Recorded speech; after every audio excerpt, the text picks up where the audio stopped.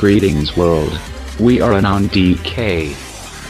As we have been discussing the plans of the elite and their deceptions with you, we come to where the ruler of the New World Order will come from, the Vatican.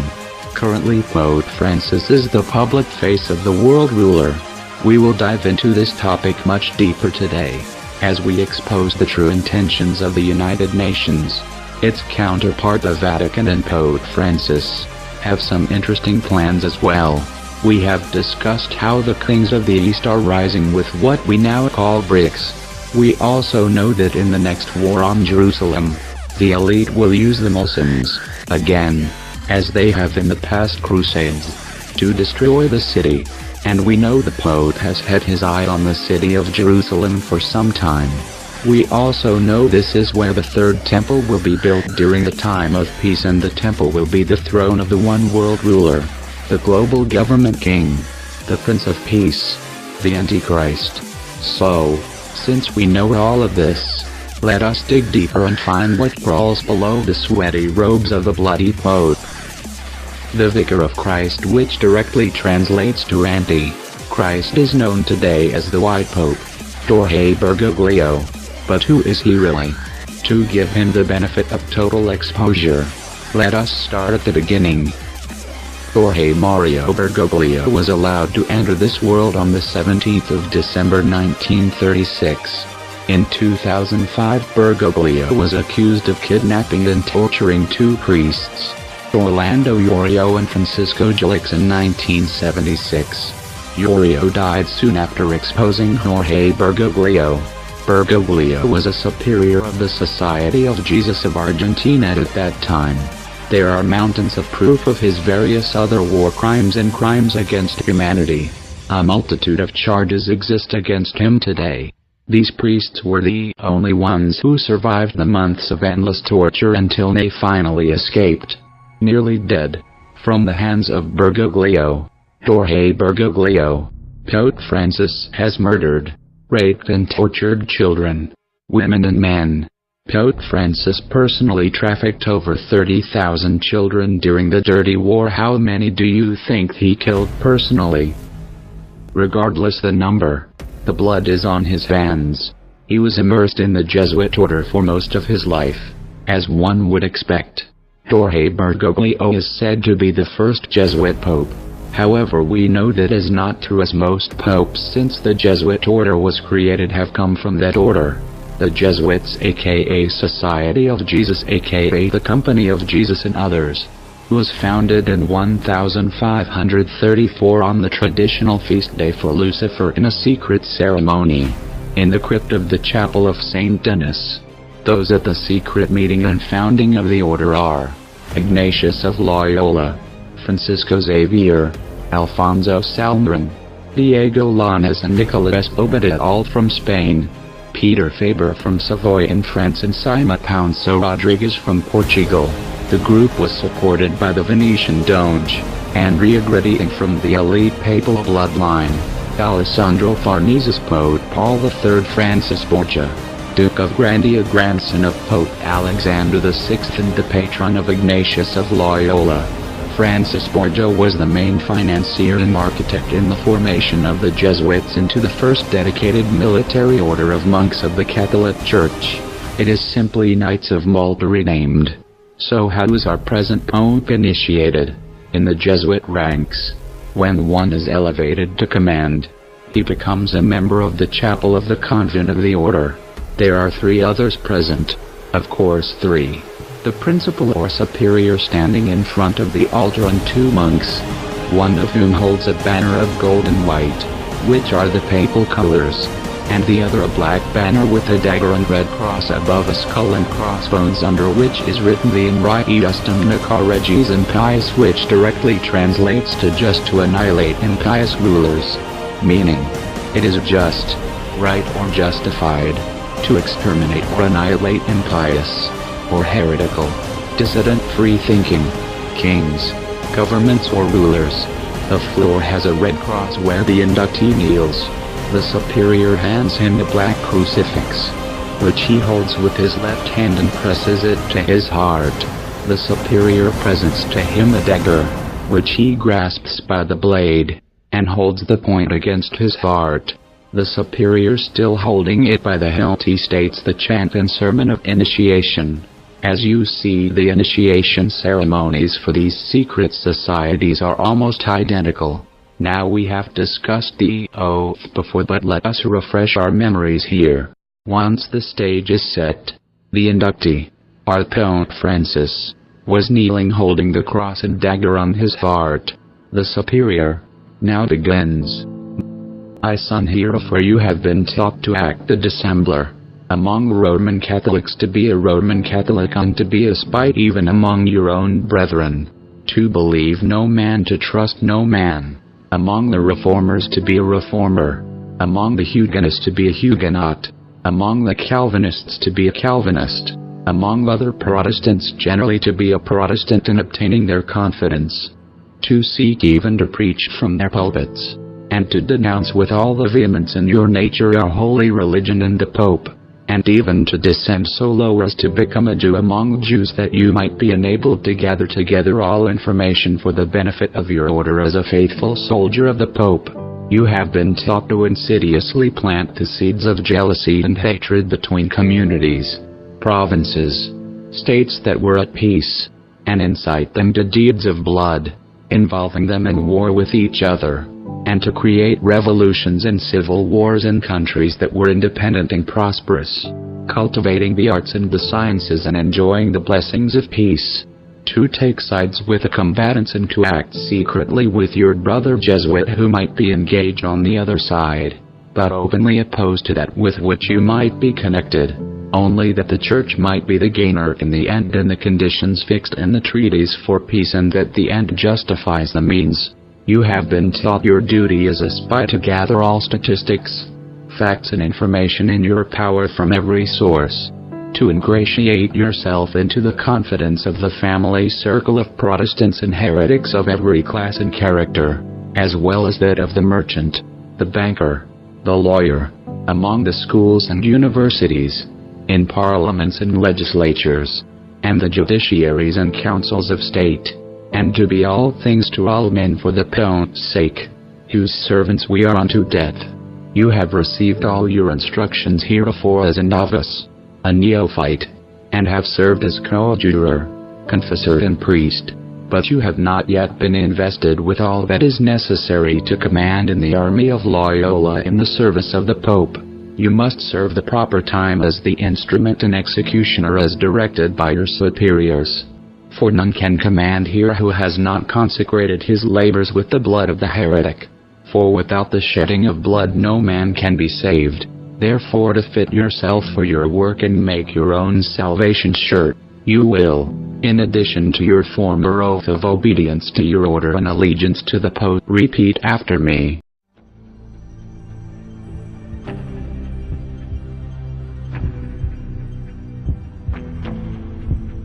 I now, in the presence of Almighty God and you, my ghostly Father, the Superior General of the Society of Jesus, founded by St. Ignatius Loyola, do by the womb of the Virgin, and the matrix of God, and the rod of Jesus Christ, declare and swear that His Holiness the Pope is Christ Vice Regent, and is the true and only head of the Catholic or Universal Church throughout the earth. Therefore, to the utmost of my power, I shall and will defend this doctrine and His Holiness right and custom against all usurpers of the heretical or Protestant authority, and all adherents in regards that they be usurped and heretical, opposing the Sacred Mother Church of Rome. I do further promise and declare that notwithstanding I am dispensed with to assume any religion heretical for the propagating of the Mother Church's interest, I do further promise and declare that I will have no opinion or will of my own, or any mental reservation whatsoever, even as a corpse, but will unhesitatingly obey each and every command that I may receive from my superiors in the militia of the Pope and of Jesus Christ. I furthermore promise and declare that I will wage relentless war, secretly or openly, against all heretics, Protestants, and liberals, to extirpate and exterminate them from the face of the whole earth, and that I will hang, burn, waste, boil, and flay, and strangle and bury alive these infamous heretics, rip up the stomachs of the wombs of their women, and crush their infant heads against the walls, in order to annihilate forever their execrable race. After this, Pope Francis received the wafer, the sun-shaped cracker they use in communion today, from the superior, and wrote his name with the point of his dagger dipped in his own blood taken from over his heart. The superior continues, "You will now rise to your feet, and I will instruct you in the catechism necessary to make yourself known to any member of the Society of Jesus belonging to this rank. In the first place, you, as a brother Jesuit, will with another mutually make the ordinary sign of the cross as any ordinary Roman Catholic would. Then one cross his wrists, the palms of his hands open, and the other in answer crosses his feet, one above the other. The first points with forefinger of the right hand to the center of the palm of the left. The other with the forefinger of the left hand points to the center of the palm of the right. The first then with his right hand makes a circle around his head, touching it. The other then with the forefinger of his left hand touches the left side of his body just below his heart. The first then with his right hand draws it across the throat of the other, and the latter then with the dagger down the stomach and abdomen of the first. The first then says Iustum, and the other answers Nakar. The first Regis, the other answers Impious. The first will then present a small piece of paper folded in a peculiar manner, 4 times, which the other will cut longitudinally, and on opening the name Jesu will be found written upon the head and arms of a cross 3 times. You will then give and receive with him the following questions and answers. Question: From whither do you come? Answer: The Holy Faith. Question: Whom do you serve? Answer: The Holy Father at Rome, the Pope, and the Roman Catholic Church Universal throughout the world. Question: Who commands you? Answer: The successor of Saint Ignatius Loyola, the founder of the Society of Jesus, or the Soldiers of Jesus Christ. Question: Who received you? Answer: A venerable man in white hair. Question: How? Answer: With a naked dagger, I kneeling upon the cross beneath the banners of the Pope and of our sacred order. Question: Did you take an oath? Answer: I did. To destroy heretics and their governments and rulers, and to spare neither age, sex nor condition, to be as a corpse without any opinion nor will of my own, but to implicitly obey my superiors in all things without hesitation of murmuring. Question: Will you do that? Answer: I will. Question: How do you travel? Response: In the bark of Peter the fisherman. Question: Whither do you travel? Response: To the 4 quarters of the globe. Question: For what purpose? Response: To obey the orders of my general and superiors and execute the will of the Pope and faithfully fulfill the conditions of my oaths. Go ye, then, into all the world and take possession of all lands in the name of the Pope. He who will not accept him as the vicar of Jesus and his vice-regent on earth, let him be accursed and exterminated. This is just like all other secret society initiations, though of course the appropriate changes are made according to the order's agenda. Still, all secret societies are sworn under another, and all are under the Vatican. The Pope is not free. He is a puppet. He is a public face. When you swear, take an oath, allegiance, pledge, you give an oral contract and sign away your free will. This is what they live by. Nothing else. They are wolves, whatever the wear. So now we know what Jorge Bergoglio, now called Pope Francis, believes, what he lives by, and like every pope, his life has been planned for him since he was young. So while he was a Jesuit priest during the Dirty War, who did he work with? Walter Schreiber arrived in Argentina in 1952 after being extracted with 9,000 other Nazis in Operation Paperclip. All ID changes for all 9,000 were supplied by the Vatican. Big surprise. Schreiber met up with all his old friends, including George Hunter White aka Mr. White, Sid Gottlieb, Dr. Joseph Mengele, aka Mr. Black, Dr. Green, Father Joseph, Vetterchen and other aliases.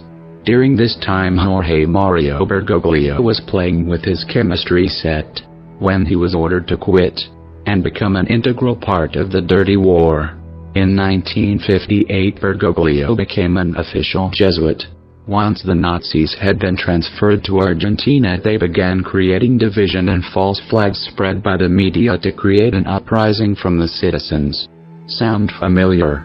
The President Juan Perón was murdered in 1974 so his bloodthirsty puppet wife could take over and begin the slaughter. Henry Kissinger was America's Secretary of State at this time and urged the Argentinian regime to act before Congress resumed session. He reassured the regime that Washington would not cause it unnecessary difficulties. During this time, teenagers and young adults were targeted by death squads who patrolled the areas. People made cyanide pills and kept them with in case they were taken. It is better to poison yourself than to be raped with an electrified cattle prod by a gang of military men for months at times, before they were done with you. The government was at war with the citizens it targeted as being dissidents, troublemakers. There were patterns for the disappearances, tortures and murders. Children were tortured in front of their parents.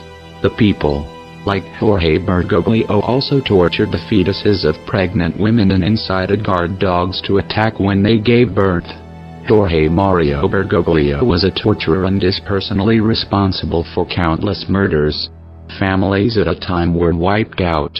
People were taken in planes and thrown out to free fall to death. People and families were hunted internationally, caught in the street in daylight, by a group of heavily armed special forces military, ranging from 6 persons to 50 depending on the targeted individual. All with them would be taken, kidnapped, handcuffed, hooded and never seen again. Many times pregnant women were targeted, tortured and held until they gave birth, then allowed to live long enough to see their children be given to the military or government personnel, before they were killed. Hundreds of children were sold and given to political and military elite, because of how many people were disappeared, aka thrown out of planes into the ocean. Bodies will never be recovered. Torture centers were set up across the countries, some secret, many public, and even in neighborhoods surrounded by houses.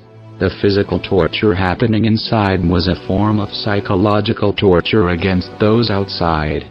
Windows to these places were left open. For that reason, one such center had an estimated 5,000 people from the surrounding neighborhoods captured and tortured. Only 200 survived. That is one of the highest survival records of the torture death chambers of Argentina. Ana Maria Carriga was 16 when she was taken. She states about her experience. As soon as we arrived at the camp, they stripped and began torturing me. The worst torture was the electric prod. It went on for many hours, with the prod in my vagina, anus, belly, eyes, nose, ears, all over my body. When I was on the verge of cardiac arrest, they called in a doctor who gave me pills. Then I had convulsions, lost consciousness. So he gave me something else that brought me round. I wanted to die but they wouldn't let me. They saved me only so they could go on torturing me. They were saying, "We have all the time in the world. You do not exist. You are no one.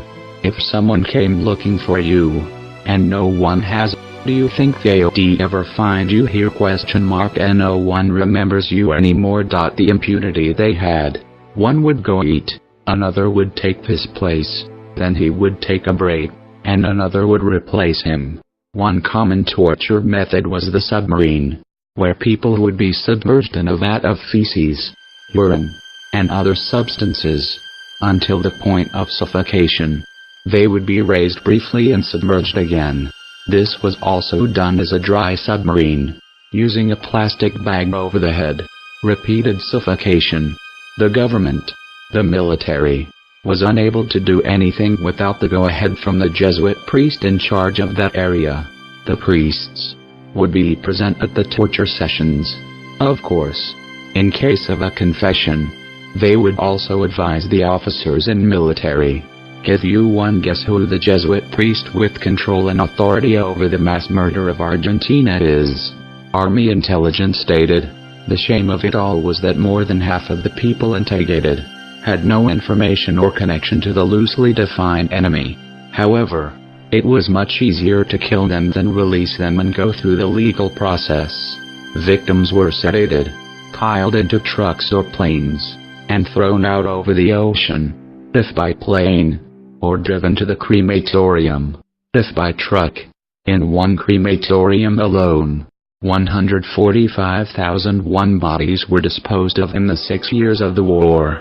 The Jesuits, like their Nazi counterparts, keep extremely detailed records and lists of all of the people they kidnap, torture and murder. They always have. The records from the camps in Germany were not recovered because, like all of their lists and notes on everyone in the world, they are locked in the Vatican archives and select Jesuit strongholds like Buenos Aires. The trials for these long-denied war crimes and genocide were only just beginning to be looked into in 2006, decades later. To be sure, the survivors would not be around until the end of the legal battles in international courts. The court system is an illusion to make you feel you have rights. Bergoglio was named Auxiliary Bishop of Buenos Aires in 1992 to prepare him for the launch to the Vatican. When he was Archbishop of Buenos Aires, he did not live in the palatial archbishop's residence as is typical, but instead lived in a Spartan apartment, which hails his Spartan bloodline. In 2010, Argentina legalized gay marriage, and Bergoglio described the new law as, quote, a scheme to destroy Godot's plan, a real and dire anthropological throwback, end quote. Doesn't fit with his new tune of tolerance and acceptance of all, but that is because he is two-faced.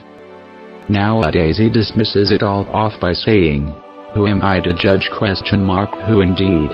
On March 13, 2013, Bergoglio was elected by the Jesuits as the new white pope. His motto is Miserando et eligendo. Miserando translates to miserable or pitiful, and eligendo means choosing or chosen. The Pope has summed it up to mean lowly but chosen. It's so convenient to change the meanings of words. He states it represents himself, the ever humble and lowly superior being, crowned in gold taken from the teeth of murdered Jews and clothed in white to cover his blood-soaked soul. The CIA-controlled Wikipedia has even changed the translation of the phrase, stating it literally means by having mercy, by choosing him. As usual, if you look at multiple wiki entries, you will find multiple translations. We point out wiki here because clearly they did not take as much Spanish, Latin and Greek as we have, and sadly many use it as a valid source. Bergoglio was the lead Jesuit of his area during the Dirty War. Another thing he did was to kidnap and torture fellow Jesuit priests whose consciences could not handle the evil of their crimes. They left their churches to live in the poor towns, which in his native language are called, wait for it, villas miserias, aka miserandos, meaning misery towns. He hates the poor just like the rest of the Satanists, and he laughs and mocks it all by creating a motto of it.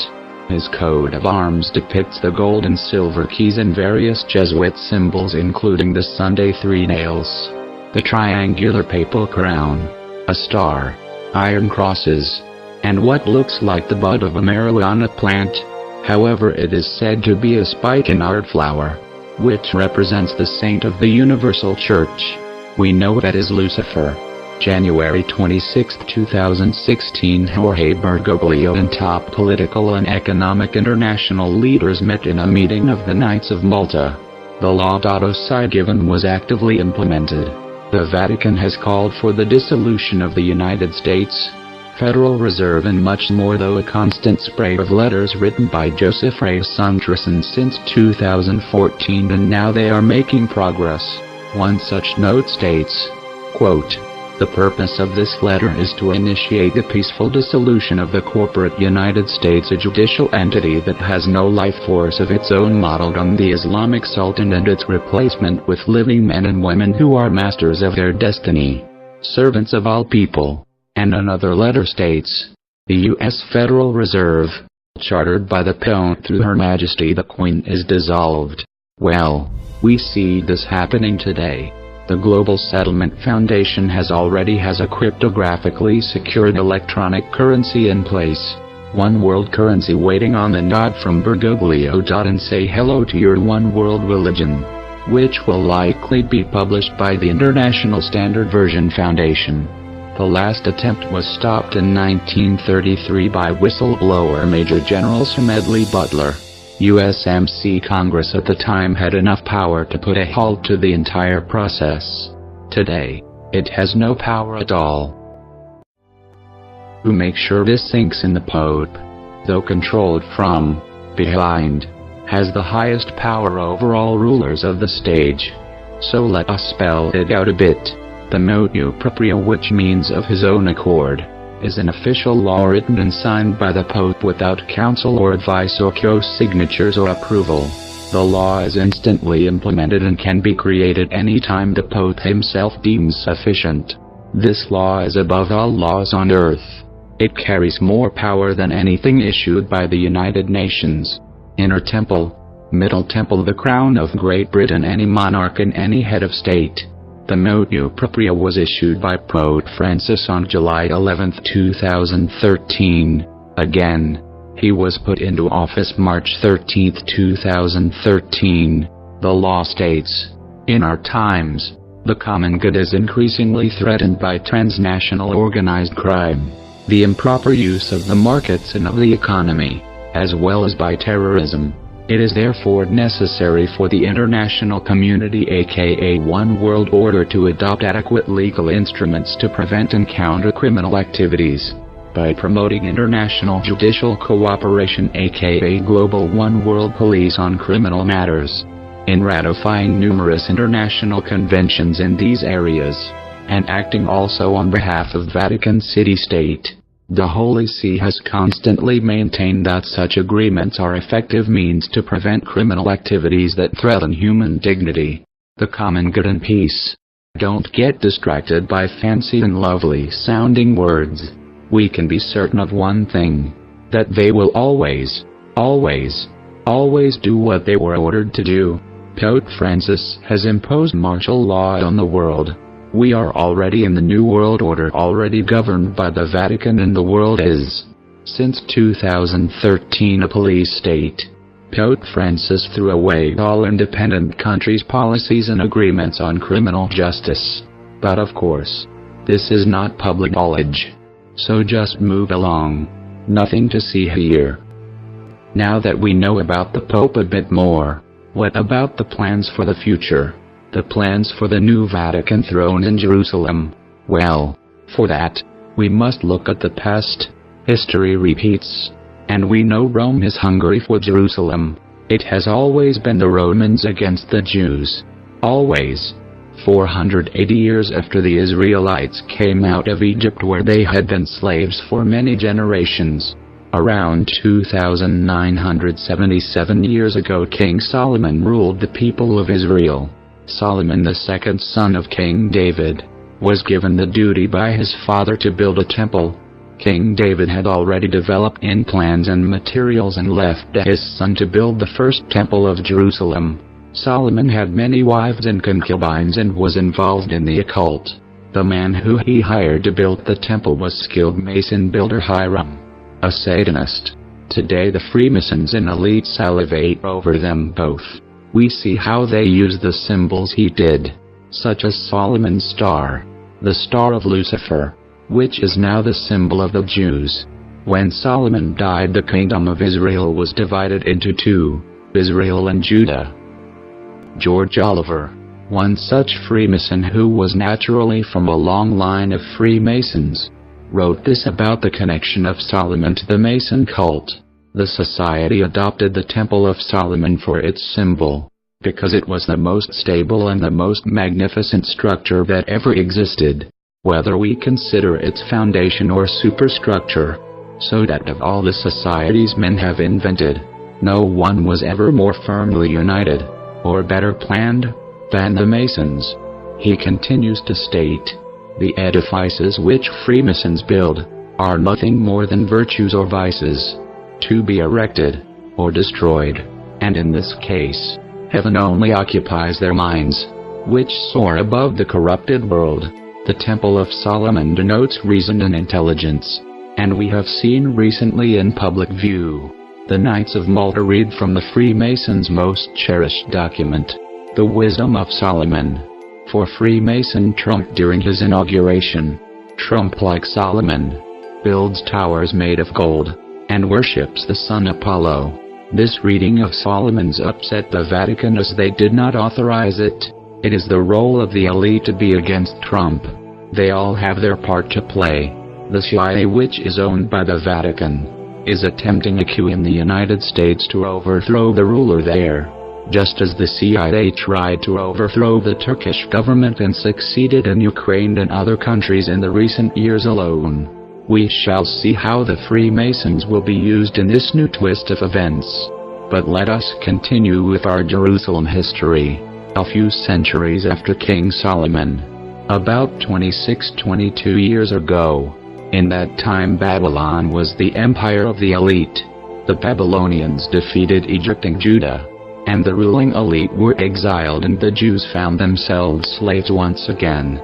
In a series of failed revolts against the totalitarian government, the city of Jerusalem and the temple were destroyed. Babylon was conquered a few decades later by Persia, only to regroup in Rome, and come back later. King Cyrus of Persia allowed the exile to return and built the second temple of Solomon in Jerusalem, now enters official Rome. A few hundred years later, as Alexander the Great invades and overtakes Persia, he successfully divided the empire, implemented the Greek language, religion, culture and government through the area. The elite are famous for this cultural censorship and control. This is what they have done in every war, every area they have taken control of. We have discussed many of the details of this history in our document The Bloodlines, so we will keep this history brief. The Roman Empire was broken up into small sections and ruled by puppets of the elite, those they could easily control. As always, 2087 years ago, in 70 AD, after a few wars and issues with elite Roman rulers, the Roman Empire destroyed the city of Jerusalem, which resulted in the destruction of the Jewish Second Temple, leaving only the Western Wall, now called the Wailing Wall. Also interesting to note, in 70 AD was the first official feast day of Lucifer, the day the Jesuit order was created over 1,000 years later. Now we come to today. Once again it seems history will repeat itself. Pope Francis is striving to move the throne of the Antichrist himself to Jerusalem. The Jews also wish to build their temple again in Jerusalem. The temple can only be built in a time of peace. All the needed pieces are already in place and waiting, including the walls, the pillars, the garments for the priests, and every detail of every handcrafted golden and jeweled item needed has already been made and is sitting in hiding and in wait. United Nations General Assembly Resolution 181-2 of the 29th of November 1947 notes the demilitarized Jerusalem as a separate entity. The custody of the Holy Land, Jerusalem, belongs to the Franciscan Order of the Vatican. This is hidden relatively well. Of course, if we know our history, we will see that Palestine was created as a puppet province of the Vatican to help hide the fact that it has owned Jerusalem since Rome was Babylon, and to undo it now would mean giving up control of the center of the world, as it is called. We know that is not in their plans, and we can see how well the Vatican has kept this secret, like so many others. And so the beast of Rome is drooling to be able to rule the world from Jerusalem in the public eye, as it did in time past. So we will have to see how they play the script out and how they decide to get there, using divisions and distractions and keeping us forever enslaved to the Luciferian system. The Pope already has accepted Islam as a part of the plan to save mankind. Islam has no leader, and we have seen in the past the knights have been primarily made of Muslims. Christians were used during the First Crusade in the 11th century, but they do not believe in violence and quit after the first victory. The Vatican, still hungry for war, used the Muslims and continued the various crusades we hear of in history. Nothing changes. It will be the same this time. The Islam and Catholic religions agree on many things, not surprisingly since the Catholics wrote the Quran and trained Muhammad. Remember, the elite have always kept the Muslim world poor, uneducated, and indoctrinated. Though it is different than the indoctrination you may have received if you are from a different area of the world. You have had your programming too. We have all been brainwashed. So the Catholic Islam religion is wanting control of Jerusalem and wanting the Jews out. They have both tried to evict the Jews from Jerusalem for thousands of years. That is why the elite Jesuit-controlled Rothschild family was used to create Israel, keeping it nicely under lock and key and control. Still, in the 1990s, Deputy Jerusalem Mayor Shmuel Mayer publicly reported that the Vatican was making arrangements with Israel to occupy the city. That line of information got him killed. In December 1993, a secret agreement was signed by the Vatican and Israel to hand Jerusalem to the Vatican. The agreement gave the Vatican the entire city as it existed prior to 1860. Again, the Vatican was given the land of Jerusalem. The deal was finalized in June 2013 by Deputy Foreign Minister Danny Dialond and Monsignor Ettore Balestrero, Under-Secretary of the Holy See for the Relations with States. Still very recently, the United Nations Security Council Resolution 242 orders Israel to withdraw to pre-1967 borders. This leaves Jerusalem under the ownership of the United Nations, which works hand in hand with the Vatican towards the same goal. The UN since 1948 has had a permanent military installation established on the Hill of Evil Council just southeast of the Temple Mount. It employs nearly 400 personnel and has an annual budget of close to $70 million in 2008. There are no embassies in Jerusalem as the United Nations, and consequently the world views Tel Aviv as the capital. This would be another reason the elite would be upset that Trump is moving the USA Embassy to Jerusalem. This directly challenges the authority of the Vatican. Even though in 1995 the USA Congress passed the Jerusalem Embassy Act, stating Jerusalem is recognized as the capital of Israel. Last year the Vatican rented out a building to the Palestine Embassy, just outside the walls of the Vatican City. Even though the United Nations as of now does not recognize Palestine as a country, nor do other countries, legally, nevertheless, the Vatican hold Palestinians much higher than Jews on the ladder of humanity. Do not forget the Vatican is responsible for the most deaths and genocides of the rest of the combined world. In the Middle Ages alone it was responsible for an estimated 50 million deaths. Holocaust. The Vatican is a murderous, rabid beast. We have increasingly seen the Pope joining up all the religions under his banner of unity and peace, the Hand of Order. The previous Pope also set up Islam to be joined with the Catholic Church. Visits to the Temple Mount in Jerusalem and prayers from the Muslim Totem have been taking place for a decade. The attack of 9/11 was a product of the Vatican Jesuits who wished to create a war in the Middle East that would destroy the holy sites in Jerusalem and surrounding areas, so they could move the Vatican to create the new throne of the empire. However, this plan did not go as anticipated, so they try again, creating ISIS, a militant Islamic force, who may soon become the new Crusaders. The elite have brought violence into Islam once more and have brought it to boiling point. It is an army with no direction, no leader. We shall watch and see if and how the Pope becomes that leader, under the name of peace. So what about the Crusaders? Will the Knights come back? They never did leave. Many of you have heard of the Knights of Rome, the Knights of Malta, the Templars and the Hospitallers and all the other names they were switched and changed to as the ruthless bloodlust was realized. We see the elite play the same game today. When they become too well known, too much in the public eye, then they simply change their name, perhaps even their colors and symbols a bit, and then continue what they do. That is why we see so many knight sects come and go. They are all the same, and they all live by the same oath. They all swear allegiance to the Vatican and are under command of the Pope. The knights are still active today, though they do not ride horses and wear metal helmets any longer. They are still used for the depopulation purposes they were created for, still using the same symbols. We see the most well-known are the Red Cross, the Knights Hospitallers, who we are told by the elite were helpful, guardians of the poor. The term poor is used to distract and divide us all. Its purpose was to steer focus from the reality. And just as we know every elite who cared for the poor was there to ensure the poor stay poor and die faster by passing diseases through populations, the Red Cross still kills thousands and millions every year.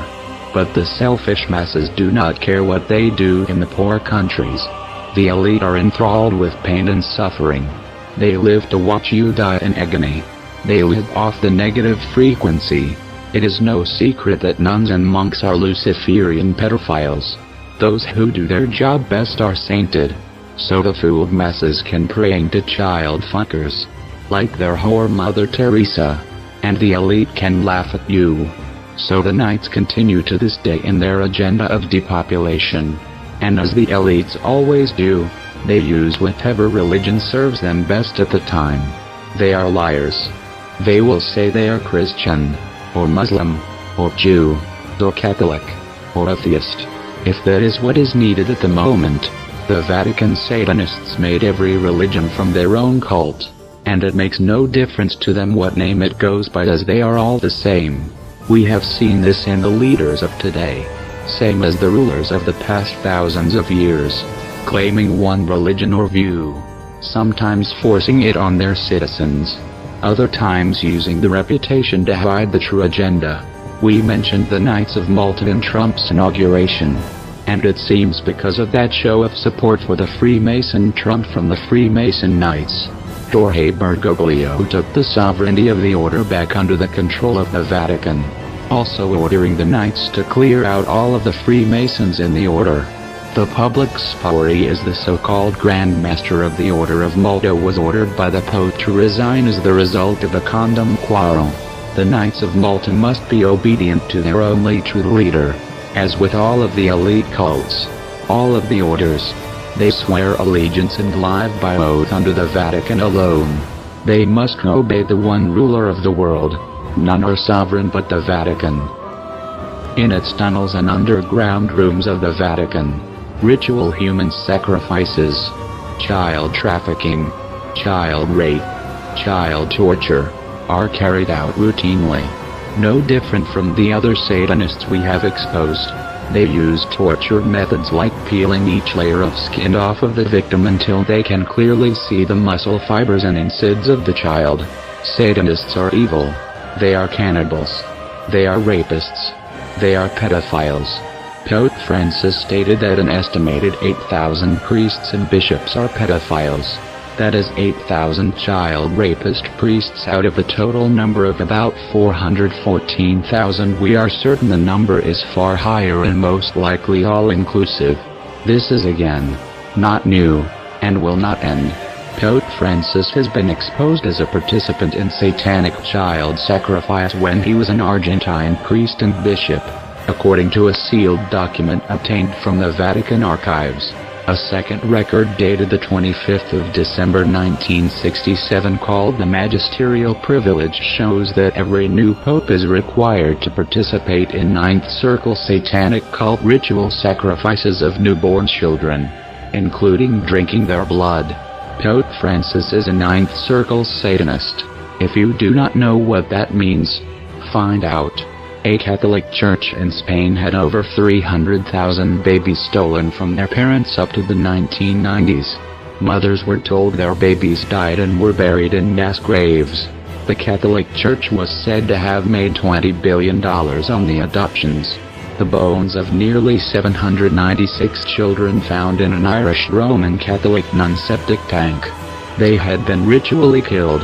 The witness testified that forensic experts had confirmed the decapitation and dismemberment of the babies in the mass grave resembled the usual signs of ritualistic murder or child sacrifice. Documents from Vatican archives clearly indicate that for centuries the Jesuits had ritually murdered kidnapped newborn babies and then drank their blood. By drinking the lifeblood of innocents, Jesuits, exactly like their fellow Satanists, think they derive spiritual power, assuring political stability of the papacy in Rome. Since at least 1773 they have been performed by the Roman Catholic Church, Jesuits and every pope. That includes Pope Francis. And it continues to this day. Children go missing by the dozens in Italy. Nothing is done about it because it is known they will not be returning. One of the drawbacks to living in the shadow of Lucifer. During the 1960s the survivors and witnesses were forced to rape and mutilate other children and then cut their throats with ceremonial daggers. These rituals are recorded and sold to make profit on the internet. They are called snuff films. A snuff film is a sex film, which always results in the victim's death. Whether animal, child, or adult, life is snuffed out. Snuff films. They are a bigger business than any Hollywood or soft, normal porn film industry. 48 eyewitnesses identified their rapists and torturers as Pope Francis Bergoglio, Pope John Paul II and Joseph Ratzinger. Anglican, United Church of Canada and Catholic Church officials including cardinals and Catholic Jesuit Black Pope Superior General Adolfo Pacon, Queen Elizabeth and Prince Philip. Anglican Archbishop of Canterbury Justin Welby and High Court Justice Judge Fulford in the Netherlands. Dutch and Belgian cardinals and royals including Dutch Crown Prince Alfred Bernhard, King Hendrik consort to Queen Wilhelmina of Holland, Queen Beatrix her father and Viceroy Prince Johan Friso and his wife Mabel Wis-Smith former ministers, the top man of the Dutch Army Force and the Under-Secretary of the Rod-Van state officials of the Canadian, Australian, UK and US military and governments including the CIA plus prominent government ministers, judges, politicians and businessmen of the US, Belgium, Holland, Canada, Australia, France, Ireland and the UK. 50,000 native children went missing from the Canadian Catholic-owned residential schools. Over 34 child mass grave sites have been identified at some of those 80 native residential schools across Canada. Now take a look at your country and see how the Satanists roam. The occult is alive and very well in every area of your own life. They have infected all you know from education, all you know from movies and TV, and much more which we have already exposed in great detail. As we saw the symbols and signs of the United Nations, let us look at those of the Vatican as well. Know the signs and symbols so you can identify the elite easily.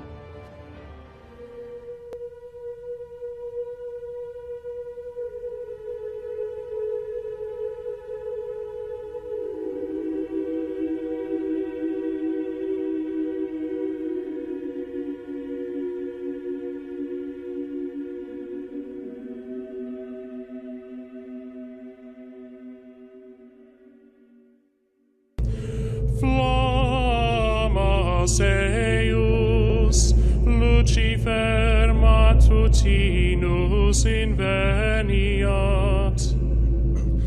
Ille, in quam Lucifer, qui nescit occasum, Christus filius tuus, qui regressus ab inferis, humano generis serenus iluxit, et tecum vivit et regnat in saecula saeculorum.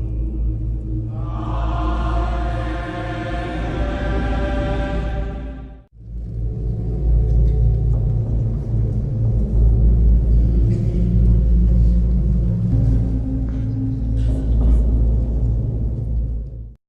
So, the ancient religion of Babylon, they all have one thing in common: the sacred feminine. Ishtar the Babylonians, Tyre the Buddhism, Fatima of Muhammad, Sophia the Gnostics, Shekinah to the Kabbalist Jew, Mary to the Catholic, and Shakti to the Hindu. These all have one thing in common: the sacred feminine. And the sacred feminine is going to take you back to the source of light, because the light that resides in that place that Plato talked about, you need a path to get back to that light. Listen, this is important. She is the one to take you to that light. Tell me this morning, who do you think that light is? You remember what this subject's all about? Lucifer. He's the light bearer.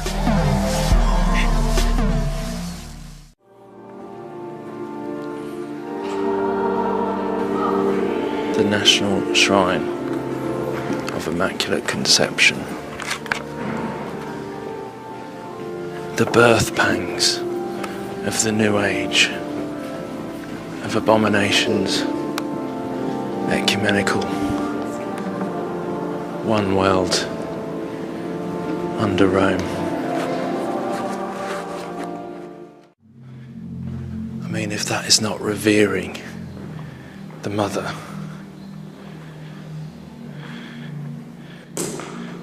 Europa.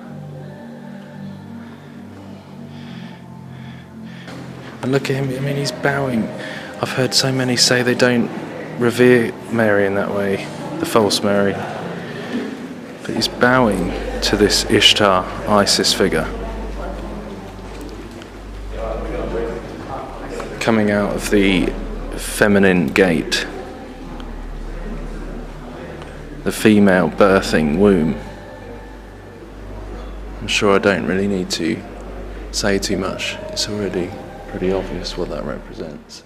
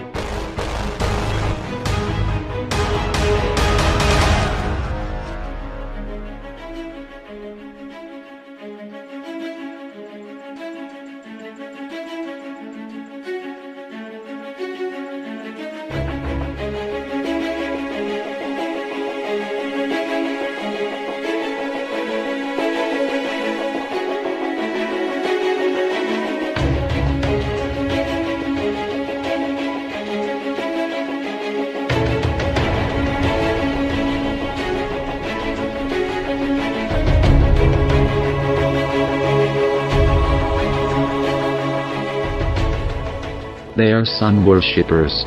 That is why thousands of years ago the day of worship was changed by the Vatican. From Lord's Day to Sunday, and even the name of the day Lord's Day was changed to Saturday. Saturn's Day. The day for Saturn worship. The black cube. Pandora's box. Satan. That is of course also why they changed science to make us all think we circle around the sun. They had to make the sun the center, the focus of the entire world, revolving around Lucifer. This is what they do to everything. They force us all to worship Lucifer. They control our minds, and many will never admit it, or break free. The false flags and propaganda and wars are minor movements in the big agenda. Events like September 11th, Fukushima, the train bombings, and shootings in France and UK and the rest mean nothing to the elite. They are only a mockery of you and there to distract you. They are the fleas of wolves. It is smarter to pay attention to the wolf, and not his fleas. Once the wolf is dead, no more fleas. So all in all, Rome is set on Jerusalem. One world government. Total control. All of the pieces are in position. Let the crusades begin. Expect it.